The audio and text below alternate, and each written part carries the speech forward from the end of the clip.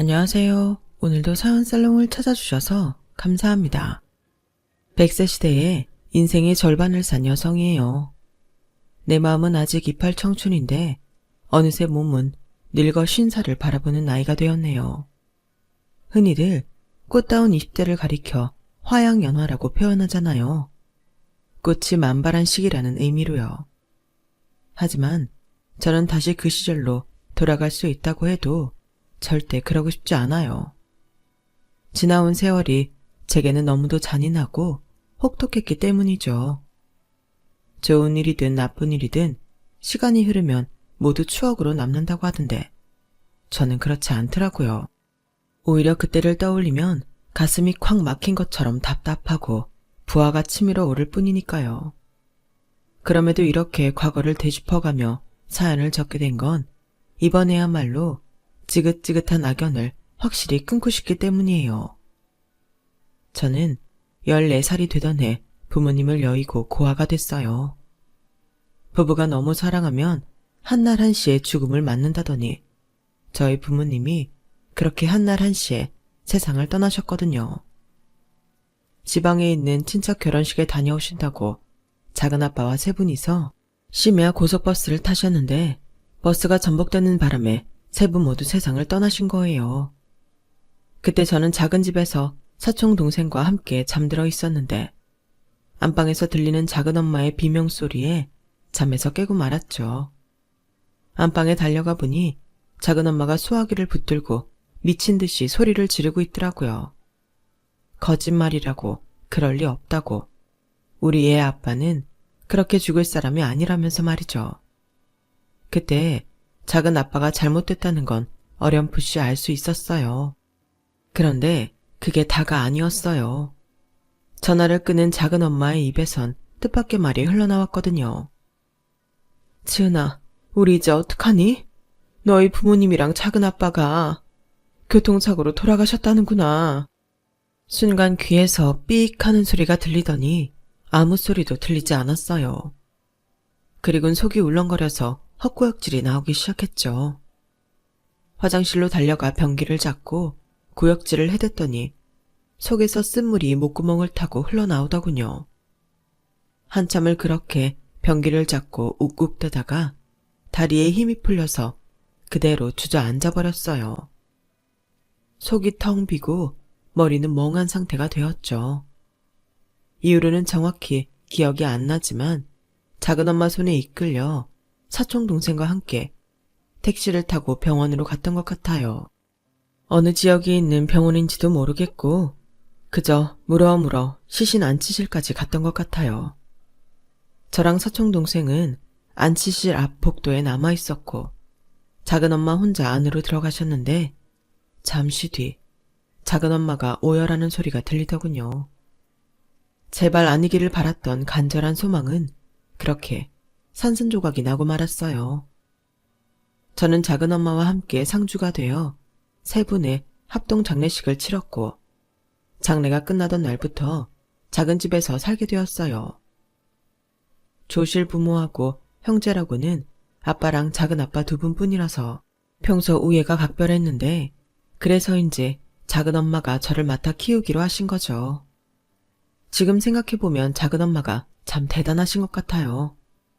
자신도 남편을 잃고 막막할 텐데 조카까지 떠맡아 키울 생각을 하시다니요.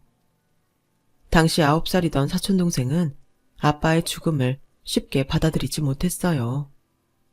나이가 어린 것도 그렇지만 유독 아빠 사랑을 많이 받고 자라서 그랬던 모양이었죠.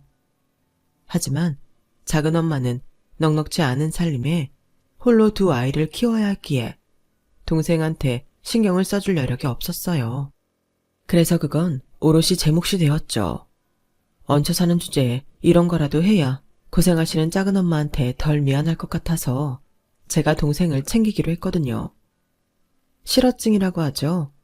동생은 아빠를 잃은 충격으로 한동안 말을 하지 않았어요. 감정이 메마른 사람처럼 무감각하고 무표정하게 변해버려서 학교에서 아이들한테 놀림도 받고 따돌림도 받곤 했죠. 학교에서 일이 있을 때마다 작은엄마를 대신해 제가 동생네 학교로 찾아가곤 했는데 한 번은 젊은 여자 선생님 한 분이 저를 보고는 그러더라고요. 아무리 사는 게 바빠도 그렇지. 애 상태가 이러면 부모가 직접 와야 하는 거 아니니? 네가 뭘 한다고 대신 오니? 들어보니 네 친동생도 아니라며. 아직 젖살도 안 빠진 어린애가 뭘 한다고 대신 여기를 와? 부모가 이렇게 신경을 안 쓰니 애가 그렇게 된 거지. 순간 속에서 오라가 치밀었지만 그렇다고 선생님한테 대들 용기는 없었어요. 그저 애꿎은 주먹만 꽉 쥔 채 속으로 욕을 해댔죠. 그랬더니 교무실로 막 들어오시던 동생의 담임선생님이 버럭 호통을 치시더라고요. 선생님, 교육자로서 그게 할 소리입니까? 선생님도 아이를 키우는 입장이면서 어떻게 그런 소리를 함부로 해요? 당장 사과하세요. 그러자 여자 선생님은 얼굴이 발갛게 달아올라선 마지못해 미안하다는 말을 하고는 교무실을 나갔어요. 동생네 담임선생님은 연세가 지긋하신 할아버지 선생님이셨는데 정년 퇴직이 얼마 안 남은 분이라고 하더군요. 그래서 그런지 아이들을 대하는 눈빛이 마치 할아버지가 손주를 보는 눈빛처럼 따뜻한 분이셨어요. 선생님께서는 제 손을 꼭 잡아주시며 그러시더군요. 어른도 실수는 하는 법이란다. 그러니 방금 전에 들은 말은 가슴에 담지 않았으면 좋겠구나. 오늘 보자고 한 건 좋은 소식을 전하려고 부른 거란다. 사촌 동생이 같은 반 친구를 때렸다는 얘기를 전해 들었는데 좋은 소식이라니 이건 또 무슨 소린가 싶었어요. 들었겠지만 지영이가 반 친구랑 싸움을 했거든. 물론 싸움을 한 거는 잘못된 행동이지만 현재 지영이 상태에서는 좋은 신호이기도 해. 어찌됐건 간에 자기 감정을 표출한 행동이니까. 그동안 마음의 문을 닫고 있던 지영이가 조금씩 자기 감정을 드러내게 됐다는 건 상태가 호전되고 있다는 증거가 아니겠니? 그러니까 너무 걱정 말고 조용히 옆에서 지켜봐 주셨구나. 나직한 목소리로 조곤조곤 말씀을 해주시는데 이상하게 울컥하더라고요. 저희 부모님과 작은아빠가 세상을 떠나신 뒤 제 주위에서는 제게 동정 섞인 시선만 보내왔었는데 그날 담임선생님은 달랐어요. 별거 아닌 말이었지만 왠지 모르게 위로를 받는 기분이었어요. 마치 제게 닥친 지금의 상황에 대해 괜찮다고 점점 나아지고 있으니 안심하라는 말처럼 들렸으니까요. 그날 선생님께서는 저와 사촌동생을 데리고 근처 중국집에 가서 짜장면을 사주셨어요. 그날 선생님에 대한 기억 때문인지 제게 있어 짜장면은 위로와 위안의 음식으로 남게 되었답니다. 당시 작은 엄마는 파출 도우미를 하셨는데 선천적으로 몸이 약한 분이라서 일을 마치고 돌아오시면 밤새 끙끙 앓고 나셨어요. 그러면서도 틈틈이 빌딩 청소 아르바이트도 하시고 식당에서 서빙 아르바이트도 하셨어요. 그래서 가끔 집안 행사 때 보게 되는 친척들 사이에선 말들이 많았죠. 아니, 지은이 앞으로 남겨진 지 부모 사망보험금이 꽤 되지 않아? 지영이 아빠 것도 그렇고. 근데 왜 저리 억척이래? 혹시 보험금을 날려먹은 거 아니야? 맞네, 맞아. 그러지 않고서야 저 억척을 떨고 살 리가 없지. 그러게, 애초에 지은이 떠맡겠다고 할 때부터 이상했어. 자기 남편도 죽은 마당에 시숙자식을 왜 지가 맡아? 그게 다 보험금 노리고 그런 거지. 세상에 공짜가 어딨어? 말이 한 달씩 건너갈 때마다 혹시나 하는 생각은 확신으로 굳어져 버렸고 그 바람에 작은 엄마는 남편과 시숙 부부 사망보험금에 눈이 먼 몹쓸 사람으로 낙인 찍혀버렸어요. 그리고 그 무렵부터 얼굴도 기억 안 나는 친척들이 집으로 찾아오기 시작했죠. 목적은 하나였어요. 저희 부모님과 작은아빠 앞으로 나온 사망보험금이었죠. 재수씨, 그러지 말고 딱 2천만 빌려주세요. 두 형제의 큰 재수씨까지 죽었으니 사망보험금만 해도 꽤 나왔을 거 아닙니까? 그냥 달라는 거 아니에요. 이자까지 쳐서 줄 테니 딱 3개월만 씁시다. 네? 형님, 우리가 더 급해요. 형수, 그 돈 저 좀 빌려주세요. 내가 은행이자? 아니, 달러이자로 쳐드릴게요. 하루가 멀다 하고 찾아와선 맡겨놓은 돈 달라는 사람들처럼 돈 타령을 해댔어요. 그 바람에 저희 집은 하루도 조용할 날이 없었죠. 그래서 시달림에 못 이겨 결국 이사까지 하게 되었어요. 그때 이사한 집에서 첫날밤을 보내는데 작은엄마가 그러시더라고요. 지은아, 너도 너희 부모님 앞으로 나온 보험금 어떻게 됐는지 궁금하지? 사람들 말처럼 작은엄마가 다 써버린 건 아닌가 걱정되지 않아? 상관없어요. 저희 부모님 돌아가시고 저 키워주겠다고 하신 분은 작은엄마 한 분뿐이었잖아요. 그 돈 작은엄마가 다 가지셔도 돼요. 예, 너 그렇게 세상 모르게 살면 안 된다. 너도 봐서 알지? 이 집안 사람들 우리 힘들 땐 누구 하나 연락 안 하더니 돈 냄새 맡으니까 벌떼처럼 달려드는 거. 세상이 그렇다. 남보다 아는 사람들이 더 매정하고 무서운 법이야. 그러니까 지은이 너도 앞으로 네 거는 네가 잘 챙기고 살아야 돼. 그러면서 제게 예금 통장을 하나 내어주셨어요. 이거는 절대 남한테 보여주면 안 돼. 잘 가지고 있다가 너 대학 등록금으로도 쓰고 시집갈 때 혼수 비용으로도 써. 작은엄마가 관리해 주려고 했는데 괜한 소문이 나는 걸 보니 그러지 않는 게 좋을 것 같구나. 제가 몇 번이나 필요 없다고 작은엄마가 가지고 계시라고 하는데도 끝까지 거절하셨어요. 내가 너 키우겠다고 한 건 네가 내 시조카라서 그런 게 아니야. 너희 엄마하고 우정 때문에 그런 거지. 알잖니? 네 엄마랑 나 동서지간이기 전에 세상 둘도 없는 친구 사이였던 거. 만약 내가 먼저 세상을 떠났다면 너희 엄마도 우리 지영이 데려다 키워줬을 거다. 그러니까 나한테 빚진다 생각 말고 당당하게 살아. 넌 이제 내 딸이고 지영이 언니니까. 알았지? 주변에서는 뭐라고 하든 작은엄마는 저를 친딸처럼 돌봐주셨어요. 그러니 저 역시 사촌동생을 친동생처럼 여길 수밖에요. 하루아침에 사랑하는 가족을 잃은 우리 세 사람은 그렇게 서로를 의지하며 힘든 시간을 버텨나갔어요. 하지만 얼마 지나지 않아 또다시 시련이 찾아왔어요. 제가 고등학교를 졸업하고 대학에 들어가던 해 작은엄마가 세상을 떠나신 거예요. 예전부터 몸이 안 좋으셔서 병원에 자주 다니시기는 했는데 뚜렷한 병명이 나오지 않아서 이렇다 할 치료를 받지 못하고 있었거든요. 그런데 이미 손쓸 수 없는 지경에 이르러서야 그 병명을 알게 된 거예요. 복마감 사기였죠. 이미 다른 기관에 전이가 된 상태라서 생존율은 고작 1%에 불과했어요. 그리고 그 처참한 확률은 안타깝게도 틀리지 않았어요. 진단을 받은 지 3개월도 되기 전에 작은엄마가 세상을 떠나셨으니까요. 작은아빠가 돌아가시고 그 충격으로 1년 넘게 실어증까지 걸렸던 사촌동생은 또다시 엄마와 이별을 하게 된 거예요. 그나마 다행이라면 이번에는 전처럼 실어증이 생기지 않았다는 거였죠. 그건 덜 슬퍼서가 아니라 적어도 이별을 하기 위한 3개월의 시간을 가질 수 있었기 때문일 거예요. 작은엄마 장례를 마치고 집으로 돌아오는 차 안에서 사촌동생이 그러더군요. 언니, 이제 나도 고아가 됐어. 이제 나한테 가족은 언니뿐인 거지? 언니는 나 안 버릴 거지? 겁에 질린 눈으로 저를 바라보는 사촌동생을 보니 5년 전 제 자신을 보는 것 같았어요.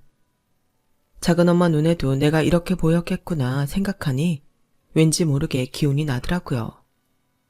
내가 지켜야 할 사람이 있다는 사실에 이렇게 주저앉을 수는 없다 생각했거든요. 그래서 어린 동생을 위해 제가 정신을 바짝 차려야 했어요. 가장 시급한 건 생활비를 버는 거였어요. 통장에 부모님 보험금은 들어 있었지만 그걸 빼먹고 살기에는 아직 살아야 할 날들이 많았으니까요. 그래서 대학에 휴학계를 내고 일자리를 찾아 나섰어요. 다행히 같은 과 친구가 소개를 해줘서 동대문에 있는 도매시장에서 일을 할 수 있게 되었죠.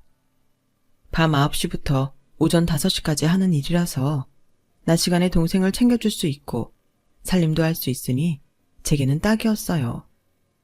그렇게 시작된 시장일은 맞은편에 밀리오레와 두타 같은 쇼핑몰이 생기면서 변화가 생겼어요. 제가 일하던 가게 사장님 조카가 쇼핑몰에 가게를 오픈하게 되었는데 직원을 아직 못 구했다며 저한테 몇 달만 도와달라고 부탁을 하셨거든요. 도매시장에 있을 때는 상인들을 상대로 하는 거라서 호객행위는 거의 하지 않았는데 소매 장사는 달랐어요. 자동차 한 대 크기만한 점포들이 따닥따닥 붙어있는 와중에 내 손님은 내가 불러서 물건을 팔아야 했으니까요. 다행히 새로 일하게 된 가게 사장이 사입에 재주가 있어서 주변 가게들에 비해 매상이 좋은 편이었어요. 그래서 인센티브도 꽤 받을 수 있었죠. 저희 가게 사장은 저보다 4살 많은 남자였는데 일찌감치 대학을 포기하고 군대를 다녀온 뒤 어머님이 하시는 도매시장에서 장사를 배웠다고 했어요. 그러다 자기 장사를 해보려고 쇼핑몰에 입점을 하게 된 거였죠. 자기가 공부머리는 없어도 장사머리는 좀 있는 편이라며 혹시 나중에 내 가게를 차릴 생각이 있다면 자기한테 상의하라고 하더군요. 그때는 그냥 빈말로 하는 소린가 보다 했는데 사장의 행동을 쭉 지켜보니 빈말을 하는 타입은 아니더라고요. 제가 낮엔 동생을 돌봐야 해서 야간 타임으로 일을 하다 보니 새벽에 사입을 나가는 사장님과 함께 있는 시간이 꽤 되더라고요. 좁아 터진 가게 안에서 사장님과 단둘이 있으려니 불편한 게 이만저만 아니었어요. 특히 밥 시간대 사장님이 가게에 오면 좀 난감했어요. 식대를 아끼기 위해 주변 가게 점원들이랑 같이 밥을 먹곤 했는데 사장님이 계시면 눈치가 보여서 말이죠. 그래서 평소엔 사장님이 사입하러 갈 때까지 참았다가 늦게 밥을 먹곤 했는데 그날은 손님도 일찍 끊기고 배도 고파서 안 되겠더라고요. 그래서 기왕 이렇게 된 거 사장님이 가게에 있는 동안 식당가에 올라가 밥을 먹고 오겠다고 했더니 글쎄 자기도 따라 나서지 뭐예요. 안 그래도 혼자 밥 먹기 싫었는데 잘 됐네. 지은 씨는 뭐 좋아해? 한식? 양식? 아니면 일식? 솔직히 이거고 저거고 간에 혼자 편하게 먹을 수 있으면 좋겠다 싶었어요. 하지만 그렇게 말할 수는 없었죠. 결국 그날 사장님은 식당가에서 가장 비싼 생선초밥을 사주셨어요. 거기까지는 좋았는데 문제는 다음날에도 그 다음날에도 사장님이 밥 시간에 맞춰 가게에 왔다는 거였죠. 꼭 일부러 그러는 것처럼 말이에요. 울며 겨자 먹기로 매일 밤 사장님과 저녁을 같이 먹게 된 저는 밥은 불편하게 먹었지만 식대를 아낄 수 있긴 했어요. 같이 밥을 먹을 때마다 밥값을 사장님이 내주었거든요. 그렇게 매일 밤 밥을 같이 먹다 보니 틈틈이 사적인 얘기도 많이 하게 되었고 제가 돌봐야 하는 동생이 있다는 것도 말하게 되었어요. 사장님은 그런 제 처지를 배려해 특별한 날이 아닌데도 과일이며 유명 프랜차이즈 레스토랑 상품권 같은 걸 선물해 주셨어요. 덕분에 사장님은 제 동생한테 인기가 좋았어요. 비록 서로 얼굴도 한번 못 본 사이였지만요. 언니네 사장님 말이야. 혹시 언니 좋아하는 거 아냐? 그렇잖아. 이 비싼 과일이며 10만 원도 넘는 TGI 상품권을 주는데 사심이 없다면 거짓말이지. 언니네 사장님은 어떤 사람이야? 잘생겼어? 말해봐. 그런 거 아니야. 그냥 내 처지가 딱해서 챙겨주는 거지. 넌 이런 거 신경 쓰지 말고 공부나 해. 수능도 얼마 안 남았잖아. 그래서 말인데 언니, 나 꼭 대학 가야 돼? 솔직히 나는 언니랑 달리 성적도 별로고 공부 체질도 아니잖아. 난 빨리 돈 벌고 싶어. 고등학교 졸업하면 나도 언니처럼 쇼핑몰에서 일하고 싶어. 또 그런 소리 한다. 요즘 세상에 대학 안 나오면 어지간한 데는 취직도 못하는 거 모르니? 말이 쇼핑몰이지 시장 바닥이나 다를 게 뭐 있어. 어제 어떤 손님이 1,000원 안 깎아준다고 그러더라. 평생 이따위 시장 바닥에서 장사나 하고 살으라고. 난 네가 나처럼 이런 소리 듣고 사는 거 싫어.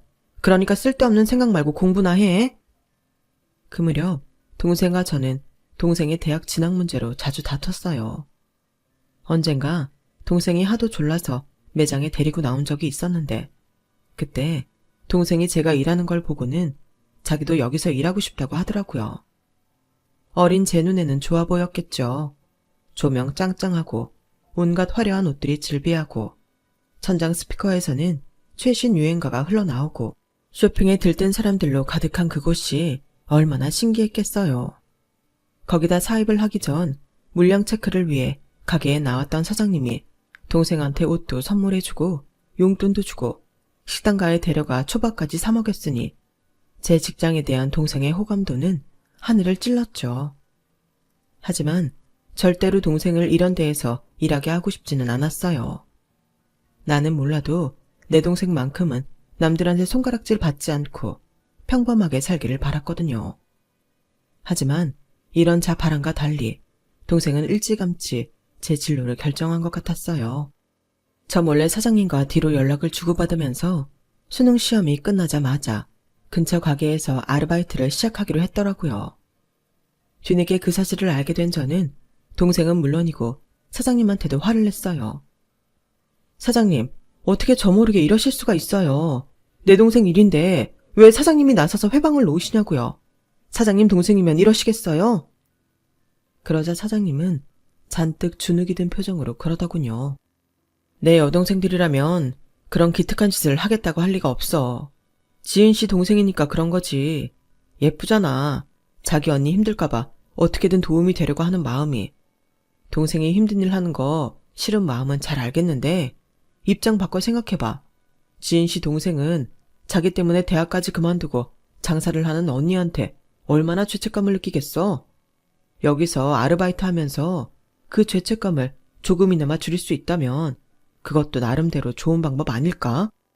사장님 얘기를 듣고 보니 그 말이 맞는 것 같더라고요.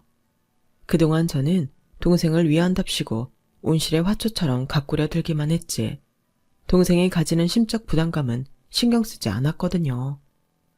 따지고 보면 예전에 제가 고생하는 작은 엄마를 지켜보며 느꼈던 그런 감정일 텐데 말이죠. 그래서 허락을 했어요. 대신 출퇴근도 저랑 같이 하고 밥도 같이 먹는 조건이었죠. 어디 하나 기댈 데 없던 저는 그 일 이후로 사장님께 심적으로 조금씩 의지하게 됐어요. 그렇게 마음이 먼저 다가가니 그동안 직장 사장으로만 알고 지내던 이 남자가 새삼 다르게 보이더라고요.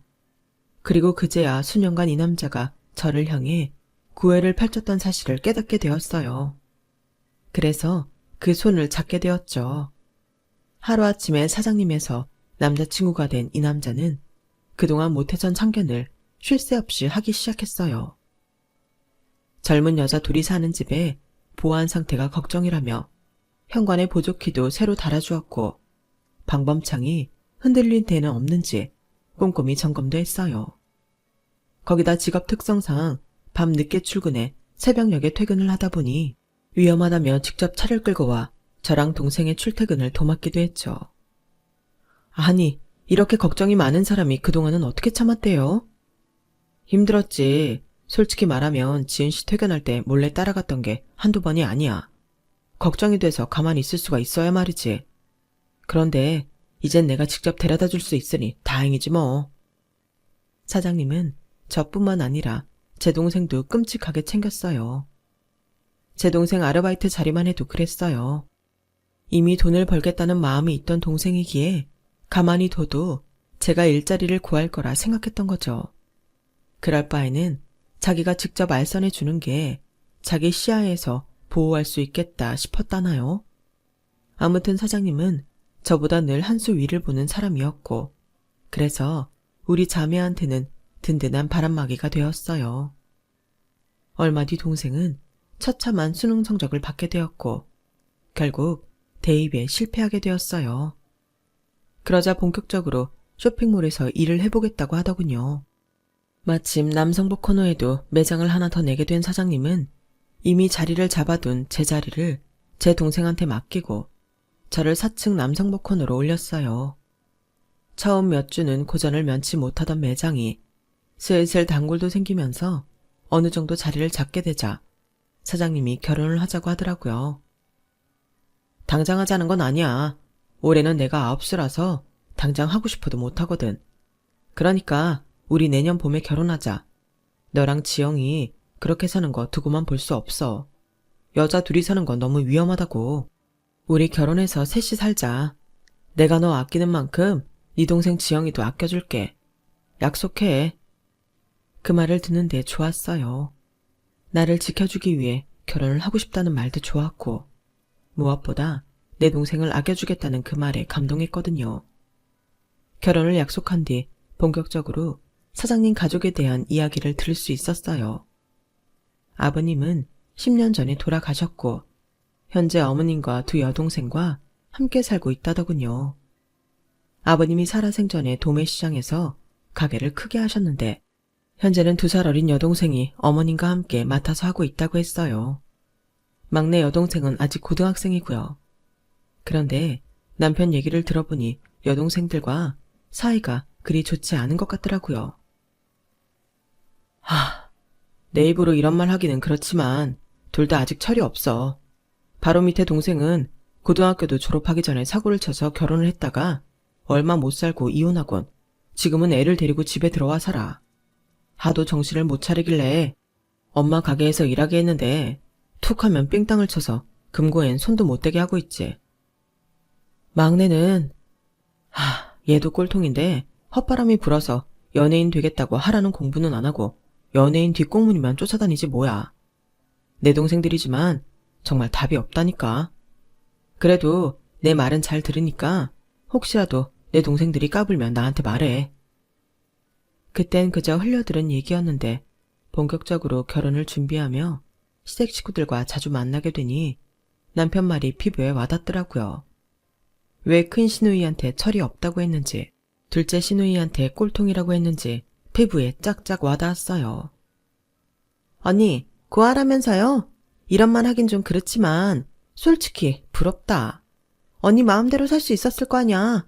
돈도 마음대로 쓰고 집에 남자친구도 마음대로 데려가고. 나도 언니처럼 자유롭게 살고 싶다.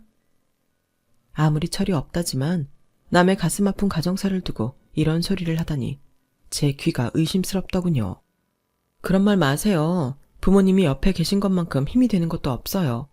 적어도 이 세상에서 아무 대가 없이 나를 사랑해주는 유일한 분들이니까요. 어머, 이게 무슨 도덕 교과서 같은 소리야? 언니, 가만 보니까 가식 쩐다. 이래서 우리 오빠가 홀딱 넘어간 거구나? 쥐뿔도 없이 혹 같은 동생까지 달고 왔다길래 어떤 사람인가 했더니 완전 여우였네.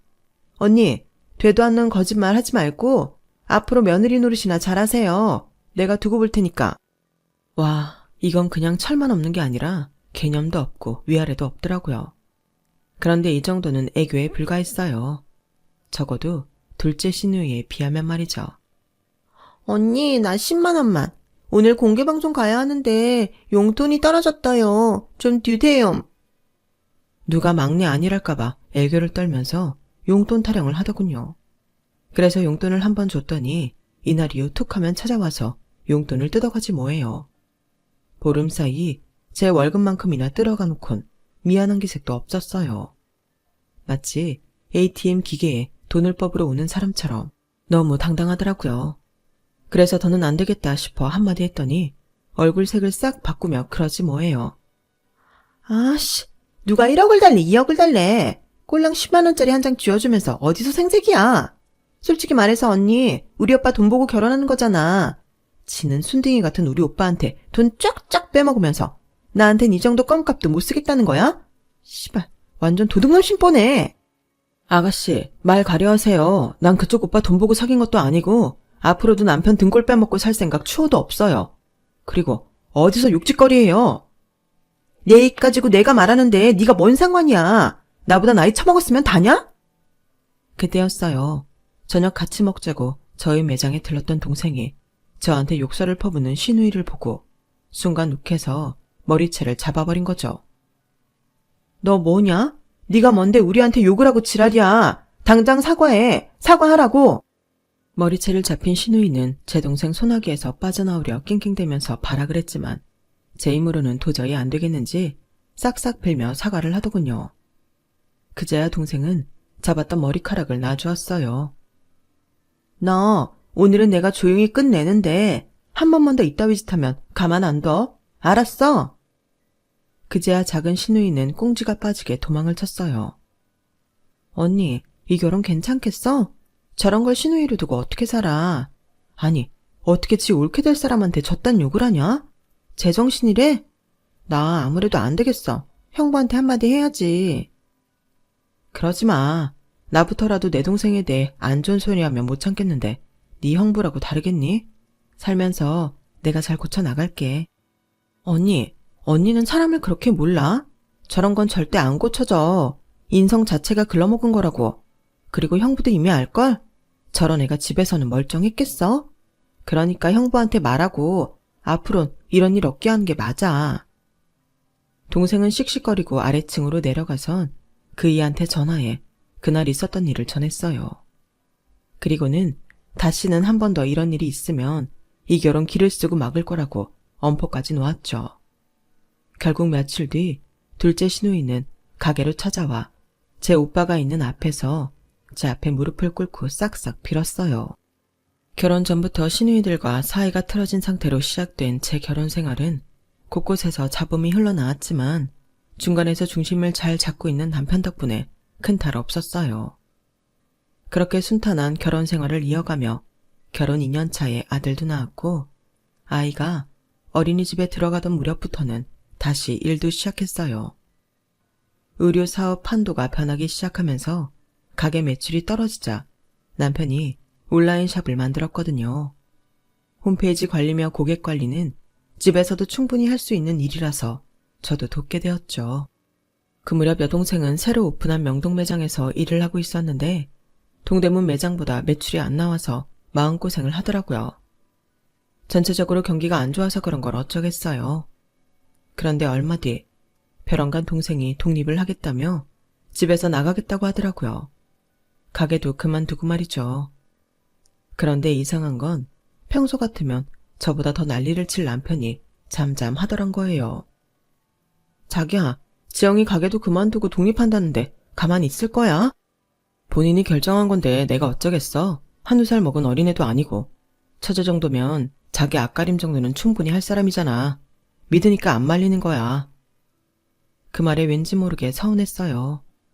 하지만 언제까지고 제가 끼고 살 수도 없는 노릇이니 남편 말대로 믿어주는 게 상책일지도 모른다는 생각이 들었죠. 그래서 일단 동생하고 대화를 해보기로 했어요. 무슨 일인데 그래? 갑자기 독립을 하겠다니. 그리고 가게는 왜 그만두는데? 너 무슨 일 있지? 언니한테는 말해줄 수 있잖아. 그런 거 아니야. 이제 장사하는 게 신물이 나서 그래. 그리고 언니, 나 돈도 꽤 모았고 엄마가 남겨준 아빠 보험금도 있으니까 걱정 안 해도 돼. 그걸 말이라고 해. 내가 네 언니인데 왜 걱정을 안 해. 그리고 그 돈은 나중에 너 시집갈 때 써야 하잖아. 함부로 쓰면 안 되는 돈이라고. 알아. 그래서 나 이 돈으로 유학이나 가려고. 언니도 알지? 내가 공부머리는 별론데 손기술은 좀 있는 거. 나 기왕 의류 쪽에 발 들인 거 제대로 공부해보고 싶어. 생각 같아선 이태리나 영국으로 가고 싶지만 언니도 알다시피 내가 영어가 안 되잖아. 그나마 좀 할 수 있는 건 이러니까 일본으로 갈까 해. 모처럼 무언가를 해보겠다는 동생을 말릴 수 없어서 할 수 없이 허락을 했어요. 대신 갈 때 가더라도 제대로 준비해서 가라고 전문 유학원에 의뢰해 유학 준비를 시켰어요. 그렇게 반년 동안 준비를 한 동생은 일본으로 유학길에 올랐어요. 남편은 마음만 먹으면 당일치기로도 보고 올 수 있는 거리인데 너무 걱정 말라고 했지만 14살 때 이후로 하루도 빠짐없이 같이 붙어있던 동생이 떠나자 상실감이 꽤 컸어요. 그래서 한동안은 툭하면 스카이프로 동생한테 전화를 걸었고 김치며 라면 같은 부식도 수시로 보내주었어요.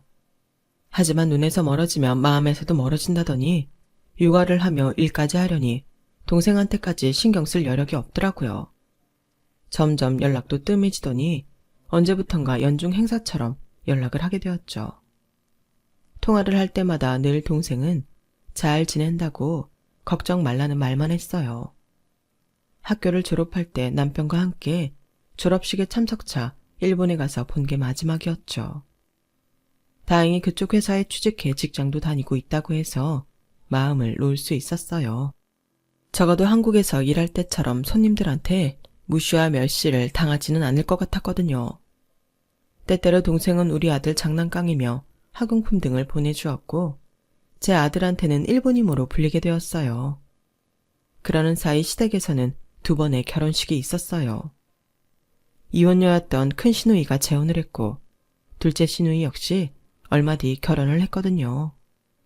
큰 시누이 내외는 어머님 가게에서 일을 했는데 시누이보다 3살 아래인 아주버님이 워낙 빠릿빠릿해서 시어머니와 남편이 꽤 신임하게 되었죠. 철없는 시누이를 위해선 잘된 일이었어요. 둘째 시누이는 연예인을 하겠다고 헛물을 켜고 다니다가 사기 계약에 휘말리면서 수천만 원을 날리고는 오빠한테 끌려와 다시는 그쪽 계통엔 고개도 안 돌리겠다는 약속을 하고서 남편 밑에서 일하게 되었어요. 그러다 연매장에서 일하던 직원과 눈이 맞아 결혼까지 하게 된 거죠. 시누이들의 결혼으로 시댁은 명절 때마다 북적였어요. 그 모습을 볼 때마다 가슴 한구석에 시리더라고요. 혼자 외롭게 일본에서 지내고 있는 동생이 떠올라서요. 그런데 명절 기분에 다들 들떠서 그런지 평소보다 술을 많이 마시더니 결국 둘째 시누이가 술주정을 부리지 뭐예요. 결혼할 때 시어머니가 자기보다 큰 시누한테 혼수를 더 해줬다는 게 화근이었죠. 아이씨, 참으려고 했는데 다들 이러는 거 아니야. 엄마도 오빠도 옳게도 다들 나만 미워하는데 그래도 난 수정이 전년보다 떳떳하다고. 야, 오수정, 너 맹한 척 시실거리면서 뒤에서 나쁜 짓 하는 거 다 알아. 가면 벗어 이년아. 이 기집애가 술 처먹고 어디서 2년 전년이야. 네가 그러니까 다들 널 또라이라고 하는 거야. 낮술 먹으면 애매비도 못 알아본다더니 저게 딱 그 짝이라니까. 그러자 둘째 시누이가 술병을 들고 벌컥벌컥 들이마시더니 그러는 거예요. 너이씨, 오늘 내가 네 가면 다 벗겨낸다. 올케 언니 동생 왜 도망치듯 일본으로 갔는지 알아요? 모르죠? 내가 그 이유 알려줄까요? 혀 꼬부라진 소리를 하며 막내 시누이가 대뜸 제 동생 얘기를 꺼냈어요. 그러자 큰 시누 얼굴이 창백해졌죠. 손을 뻗어 동생 입을 막으려고 하는데 이미 늦어버렸어요. 제가 중간에서 큰 시누 손을 잡아버렸거든요. 무슨 소리예요? 내 동생이 왜 일본으로 갔는지 안다는 거예요? 당연히 알죠. 전현 오수정이 언니 동생 남자를 뺏었거든요. 그것도 꼴랑 30만 원 받으려고. 미친 게 같지도 않은 애가 졌다고 쇼까지 치면서 언니 동생한테 사기쳤다니까요. 그 바람에 언니 동생은 3년 사귄 남자랑 깨지고 일본으로 간 거예요. 술에 취해 횡설수설 해대는 둘째 시누 말을 정리해보면 이랬어요. 제 동생은 가게 단골이던 손님과 3년째 연애를 하고 있었는데 예전에 제 동생한테 머리채를 잡혔던 게 앙금으로 남아있던 둘째 시누가 제 동생 남자친구를 꼬시면 30만 원을 준다고 지 언니를 꼬드긴 거죠. 일반 사람 같으면 돈 30만 원에 그런 짓을 하겠어요. 그런데 이 멍청한 큰 시누가 그 짓을 한 거예요. 제 동생 문제에 대해 상의할 게 있다며 동생 남자친구를 불러내선 술을 먹이고 모텔에서 하룻밤을 보낸 거죠.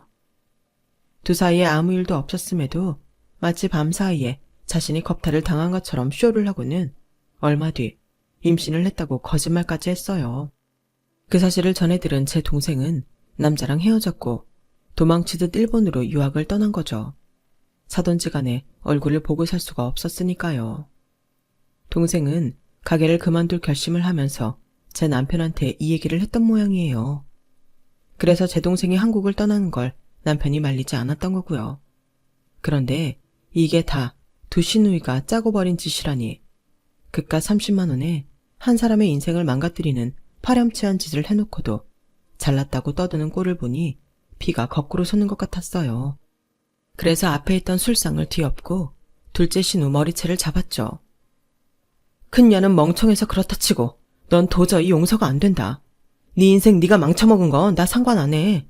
그런데 내 동생 인생을 건드리면 얘기가 달라지지. 재미있었니? 그 뱀 같은 혓바닥으로 한 사람 인생 망치니까 좋았냐고. 내가 그동안 네 하는 짓이 예뻐서 존대까지 써가며 신의로 받아들였는지 아니? 웃기지 마. 니깎게 뭐라고. 그저 내 남편 얼굴 보고 참았던 거야. 길바닥에 널브러진 개똥만도 못한 주제에 왜 남한테 피해를 주는 건데? 왜 내 동생 인생을 건드리냐고. 내가 빨간 줄 긋는 한이 있어도 너 오늘 내가 가만히 안 둬. 너 내 손에 오늘 죽은 줄 알라고. 주체할 수 없는 분노에 바들바들 떨며 손을 치켜들었어요. 그런데 저보다 한 템포 빨리 누군가가 둘째 시누 뺨을 치더군요. 바로 남편이었어요. 싸늘한 표정으로 자기 동생을 내려다보던 남편은 부들부들 떨고 있던 저를 끌어안더니 그러는 거예요. 저런 하찮은 것 때문에 당신 손 더럽힐 필요 없어. 쟤들 부부 오늘부로 내 가게에서도 내쫓고 내가 마련해준 신혼집도 뺏을 거야. 앞으로는 저기 집에 가 길바닥에 나앉든 굶어서 죽든 신경 안 쓰고 살면 돼. 지가 지금까지 누구 덕에 살아왔는지 제대로 보여주면 되니까. 당신은 가만히 두고만 봐. 그리고 수정이 너도 잘 들어. 동생이 미친 짓을 한다고 그 장단에 노란한 너도 난 용서가 안 돼. 그 나이 처먹고도 정신 못 차리고 그따위로 사니? 내일 쇼핑몰에서 일하기로 한 거 없단 일로 하자. 너 같은 거랑 한 공간에서 숨 쉬는 것도 역겹거든. 그 길로 남편은 저와 아들을 데리고 시댁을 나왔어요. 그리고는 이후로 시댁과 연을 끊고 살았어요. 물론 시어머니는 딱히 제게 해를 끼치신 건 없지만 당신 딸들이 그런 짓을 벌이는 걸 옆에서 다 보고 이미 다 알고 있었음에도 끝까지 저보고 이해하라고 하시더라고요.